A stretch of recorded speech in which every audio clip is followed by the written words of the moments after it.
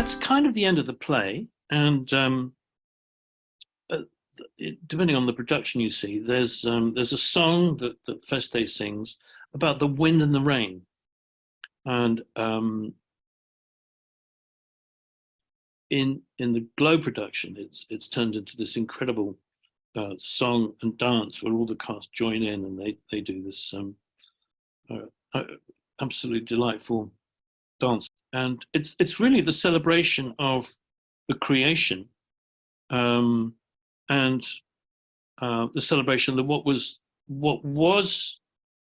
if you like, perfect in the creation has been and got screwed up, for lack of a better terminology, um, has been has been put back together as it was in the beginning. And in terms of what is said in the Revelation, is that it is done. Everything that Jesus the Christ came to do has been done. Um, we don't know that because we've still got a lot of work to do in terms of awareness and in terms of self-forgiveness.